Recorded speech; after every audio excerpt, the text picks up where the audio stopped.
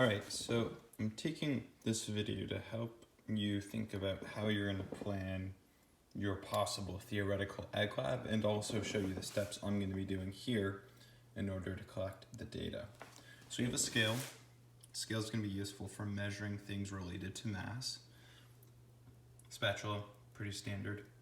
Thermometer, so we can measure degrees. Yeah, egg, and then obviously we're going to be frying today in butter. Now a couple things just for you to think about as you plan your possible different treatments. It's going to take some time to heat up oil and fat because the more hot your oil or fat is before you start frying the food, the better chance you're not going to have any stick between the food and the metal. So that's one thing to consider, especially as it relates to heat capacity of your pan and heat capacity of your fat. Slower reacting metals and fats will mean a longer time for you to get ready for your egg. And you'll also want to think about that as it relates to temperature of said oil and also metal. And where do you put those things? So a good tell for butter is looking for those little fizzes, bubbles on the fat, which is basically meaning the water is evaporating out of the butter, which means we just have fat globules. I have my heat on a setting of about medium high, so it's not too hot, not too low. Something to think about though is that once you get your pan to a certain temperature, you can back the heat off to cook more evenly with a less chance of a burn. So I'm just going to put this camera up for a second and crack the egg.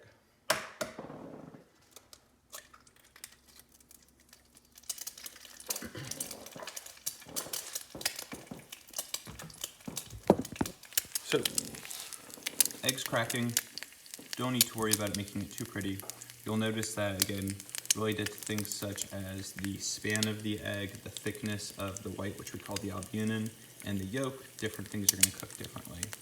Now, egg whites are predominantly some simple proteins and water, so they're going to cook a lot quicker than the complex yolk, which has quite a bit of fat, less water, so it has a higher specific heat than the white. Now we're not going to be introducing things such as flipping eggs or doing omelets or scrambled eggs.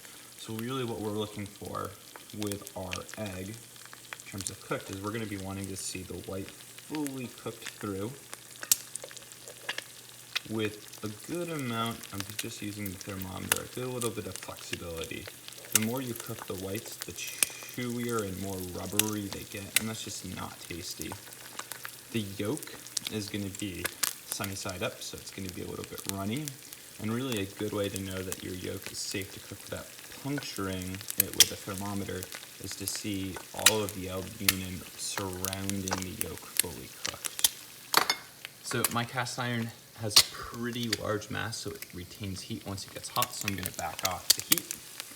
And I'm going to let this cook a little bit more. Now this isn't just true for cooking an egg, it's true for pretty much cooking anything. You don't cook your food in a pan until you're done. You cook the food until it's just about done because the heat from the pan and in the food will finish the bake or the cook after you remove it. If you cook your food until it's done in the pan, it's almost certainly always going to be overcooked, which for us might result in a lower mass egg, chewier, rubbery whites, and a chalky, fully cooked yolk. Those are good things to think about. When I do finish my egg, I'll be able to weigh it on a scale that's already been tared, and also be able to measure things related to the temperature of our pan, our metal, and our oil and eggs.